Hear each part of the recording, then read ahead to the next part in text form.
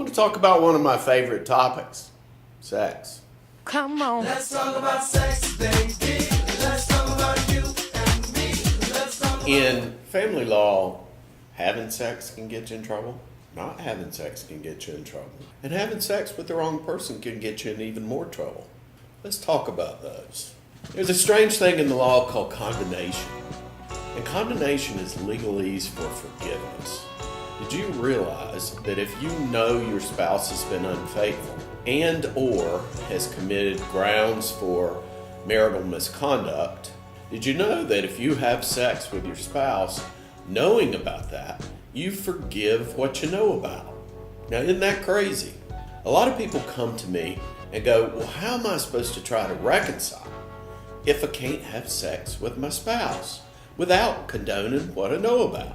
If you're going to try to go down that road of reconciliation, go to the movies, go to dinner, go date, go to the counselor, and work out your problems. Sex comes last because of the danger of condonation. Now, I know that if you go have sex like most people do, it's going to be great sex. And it's going to be all passionate and crazy because you're all afraid and you're fighting, so sex is going to be better. But what you may have done is mess up real bad. You may have forgiven, in the eyes of the law, your spouse's misconduct. So be real careful and think before you have sex about its consequences. Now, some other points about condonation. That forgiveness is conditional, and that's a good thing.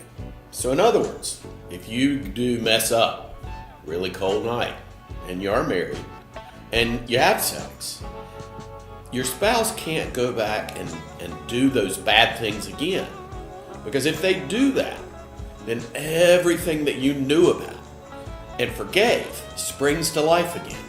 So there is some hope if you messed up on a cold night. You can't forgive what you don't know about. So that sometimes is a good thing too. If you didn't know about all the nitty-gritty and the details, then you didn't condone what you didn't know about. So that's some good news. A lot of people ask me, what is the consequence on my physical separation with my spouse if we still have sex? Well, the problem is, like a lot of things in the law, there's no black and white rule.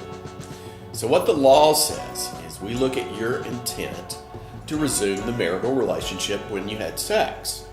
I don't know about y'all, but I'm not always thinking that clearly during those times.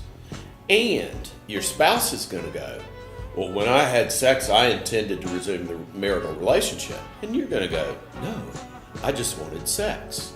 So the moral to this story is you run the risk of prolonging the year. Now, the law says essentially isolated acts of sexual conduct won't prolong the year or start it rolling all over again. We look at the party's intent.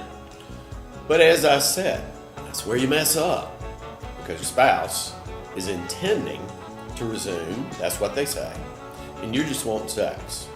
So be careful with that, simply because it can make the wait to finalize your divorce longer.